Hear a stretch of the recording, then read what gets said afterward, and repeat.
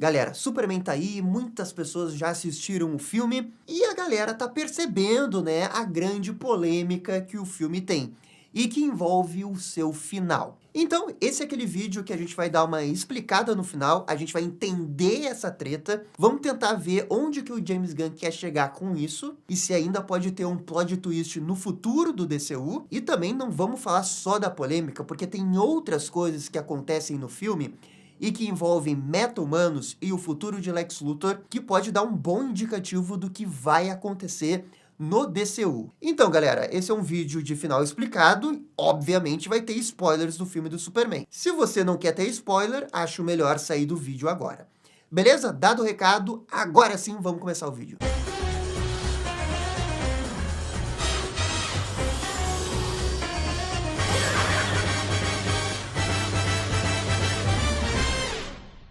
Um grande salve aqui para os novos membros e para os membros que renovaram. Kaique Moreira, Leone, Luiz Otávio Carvalho, João Gabriel e Mário Alboy. Valeu, gente, tamo junto. Lembrando que nesse domingo a gente vai fazer uma live exclusiva para os membros. E claro que a gente vai comentar sobre Superman. Beleza, dado o recado, vamos começar falando sobre a grande polêmica do filme do Superman, e que envolve a mensagem do Jor-El para o Super. No início do filme, a gente descobre que o Superman tem uma mensagem dos pais kryptonianos, isso é, Jor-El e Lara, de que ele deve ajudar as pessoas da Terra a manter esperança e ser uma grande pessoa. Só que tem um pedaço da mensagem que foi danificada durante a viagem para Krypton. E ele não sabe o que diz o resto da mensagem, mas nesse momento ele vê a mensagem como algo reconfortante, algo que o ajuda a acalmá-lo e ainda lhe dá forças para continuar sendo Superman e querer ajudar as pessoas. Mais ou menos na altura de 30 minutos, o Lex Luthor invade a Fortaleza da Solidão. E ele consegue, graças à engenheira, hackear o sistema da Fortaleza da Solidão, e a Angela consegue, refazer esse vídeo do Jor-El. E o restante da mensagem é desbloqueado. Quando a gente vê de novo o Luthor no filme, ele tá num programa de televisão e mostra o vídeo do Jor-El na íntegra. A primeira parte da mensagem, como a gente sabe, é uma coisa boa, é uma coisa positiva. Mas o restante da mensagem, essa que foi desbloqueado pela engenheira, é uma mensagem que muda tudo o que a gente sabe sobre Krypton, na qual o Jor-El fala com todas as letras que o Clark está sendo enviado para a Terra para virar uma espécie de deus entre as pessoas. Ele também foi enviado para se reproduzir com outras mulheres, para manter o gene kryptoniano vivo. E essa mensagem destrói o Clark. Tudo o que ele sabia sobre seu planeta natal era uma grande ilusão. Ele tinha sido enviado para a Terra por um outro motivo.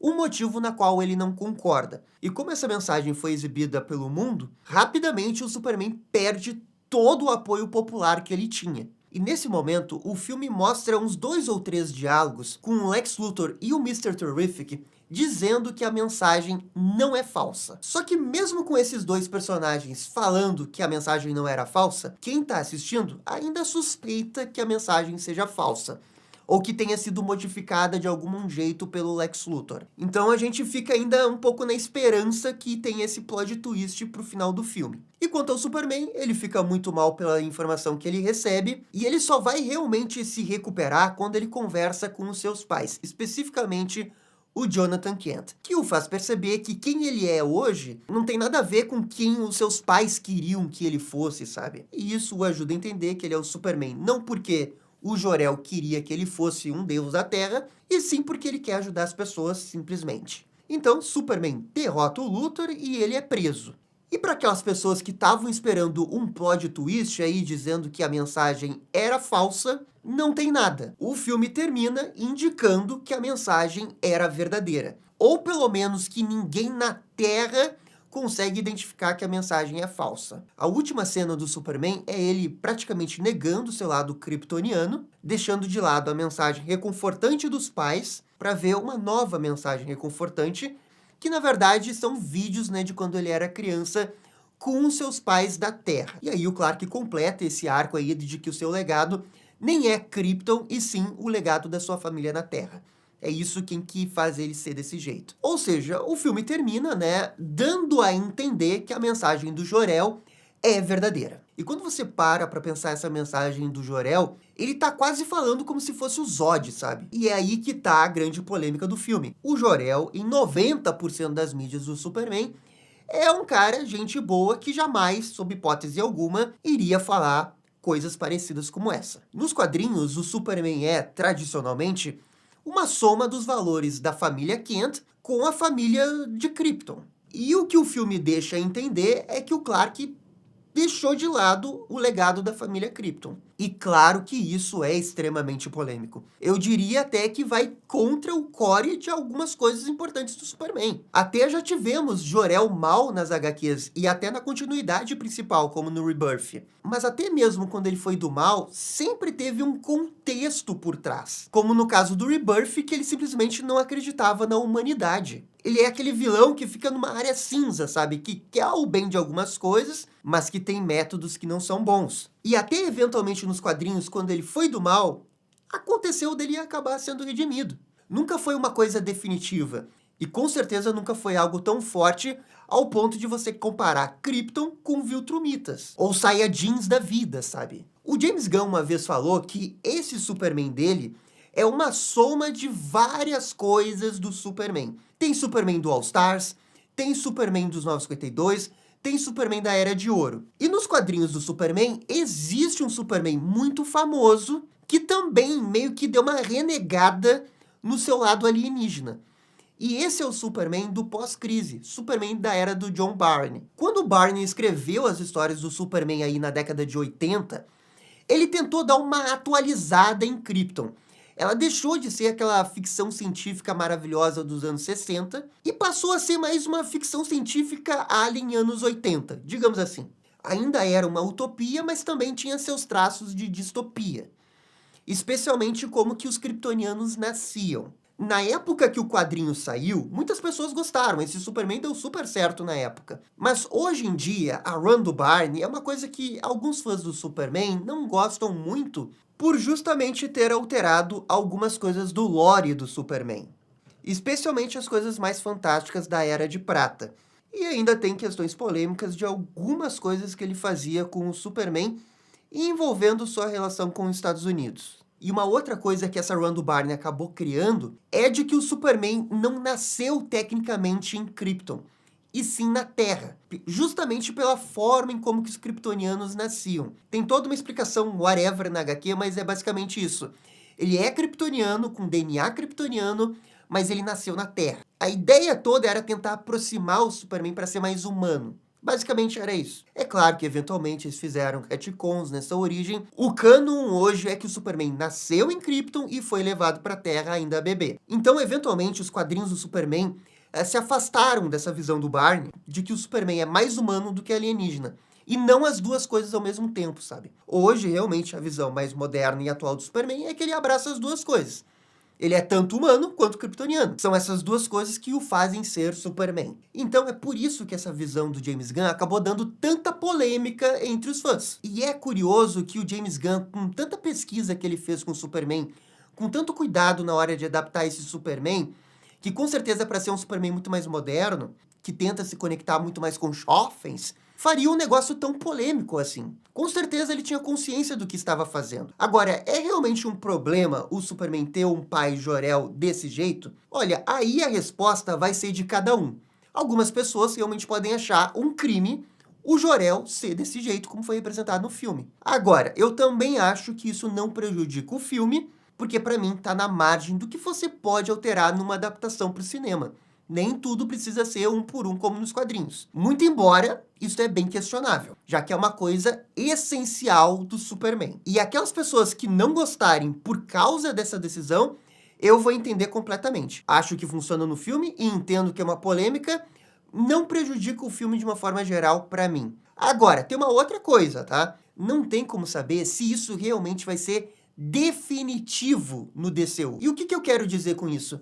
Talvez a mensagem seja falsa, só que a gente ainda não saiba disso. Sim, é verdade que Lex Luthor e Mr. Terrific, duas das pessoas mais inteligentes do DCU, falaram que a mensagem era verdadeira. Só que eles ainda são humanos. E o que eu consigo ver, e eles podem explicar isso no futuro, é que quem hackeou a mensagem foi o Brainiac. E para você justificar que ninguém da Terra conseguiu ver uma coisa alterada pelo Brainiac, é facinho, né? O Brainiac é muito mais inteligente, tem muito mais tecnologia à sua disposição, poderia facilmente ludibriar Luthor e Mr. Terrific. Ou seja, hoje a gente tem uma conclusão que parte das evidências que o filme Superman 1 nos deu. Mas é um universo em expansão, que vai ter outras continuações, e é possível James Gunn explicar alguma coisa desse jeito. Ele pode ter deixado essa polêmica, sabendo que ia ser polêmica, para depois, no segundo filme, né, subverter essa expectativa, criar um plot twist em cima disso. Agora, também nada impede que essa seja a visão do James Gunn. Na opinião do James Gunn, o Superman é muito mais humano do que alienígena. E, portanto, ele pode ter feito isso conscientemente, sabendo da polêmica, mas quis deixar a sua visão de como que ele entende o Superman. É por isso que eu não quero cravar que é um crime contra o Superman. Porque, na minha visão, você modificar isso é, de certo ponto, aceitável na hora de uma adaptação. Porque, na real, você não tá mudando o Superman, sabe? É diferente, por exemplo, de você fazer o Superman matar o Zod, sabe? Tem um degrau de diferença. Mas, de novo, o James Gunn ainda alterou uma coisa essencial do Superman que 99% das vezes ninguém altera. E também tem uma outra coisa importante dentro de toda essa polêmica e que envolve a Supergirl. Na penúltima cena do filme, a Supergirl aparece. Ela tá bêbada depois de fazer uma de suas várias excursões para outros planetas com Sol Vermelho. E como o Sol Vermelho inibe os poderes de Kryptoniano, a Kara pode ficar bêbada, é por isso que ela vai para lá. E isso, claro, já é uma clara referência à HQ da Supergirl Mulher do Amanhã, que vai ser a HQ que eles vão se basear para fazer o filme da Supergirl que vai sair no ano que vem. Agora, por que a Supergirl é importante nesse final e dentro de todo esse contexto do Jor-El? É que o Superman conhece a Kara. E a Kara cresceu com os kryptonianos. Será que a Kara, nesse universo, nunca falou sobre o Jor-El pro Clark?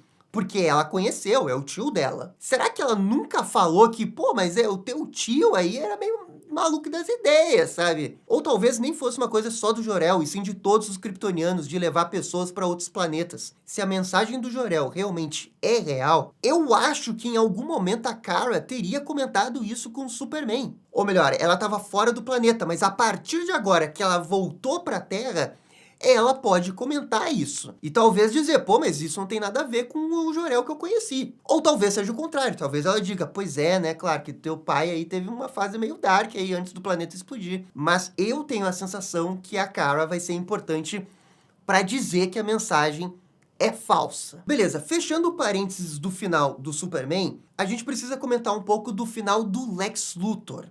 Porque esse sim é muito importante e pode falar do futuro do DCU. Quando o Lex é derrotado e tem o seu plano exposto pelo Planeta Diário, o Lex acaba sendo preso. E o grande detalhe disso é que ele não vai para a Ilha Stryker, que é a prisão lá do Superman na cidade de Metrópolis. Ele vai para Belle Reve, que é a prisão máxima do universo da DC, onde eles mantêm vários meta-humanos. E vocês sabem quem mais tá em Belle Reve nesse momento? A Cersei, vilã da Mulher Maravilha, como a gente viu no Curtir Comandos. Com toda certeza, Lex Luthor em Belle Reve vai ter algum tipo de amizade. Ele vai conversar com alguém. E eu acho que esse alguém pode ser a Cersei. E a partir daí, no futuro do DCU, eles formarem a sua própria equipe de vilões. Você pode chamar de Legião do Mal, você pode chamar de Gangue da Injustiça, nome ainda não definido, mas eu acho que o embrião dessa equipe vai nascer em Belle Reve. Não é por acaso que o Lex Luthor foi mandado para Belle Reve, sendo que existe uma prisão em Metrópolis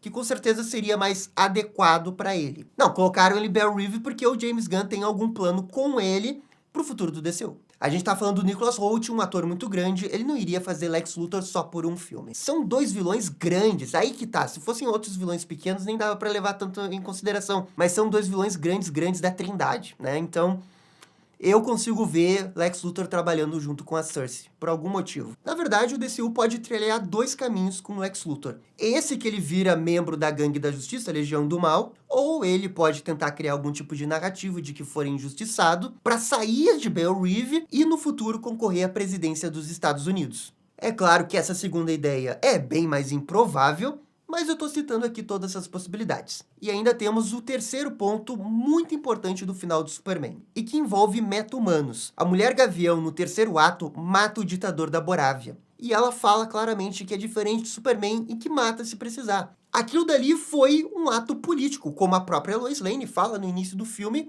quando envolve o Superman.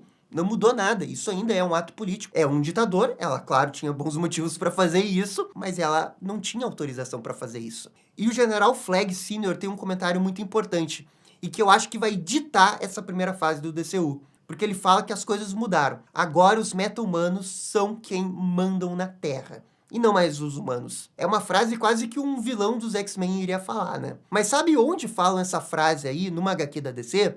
Reino do Amanhã. Uma das sagas mais célebres da DC, que no futuro a gente vê um bando de meta-humano agindo por conta própria. E o Superman tendo que lidar com isso. Talvez o plano do James Gunn, realmente a longo prazo, seja fazer alguma coisa com o Reino do Amanhã. Há uma sementinha para discutir isso no futuro. E aí, quando eu digo futuro, eu quero dizer muito futuro, daqui a 10 anos. Né? Vamos lembrar que na abertura do filme tem todo um crédito para dizer que os meta-humanos existem há 300 anos e tudo mais. Mas isso é no futuro do DCU. A médio e curto prazo, o que pode acontecer? Aí eu acho que envolve a Gangue da Justiça.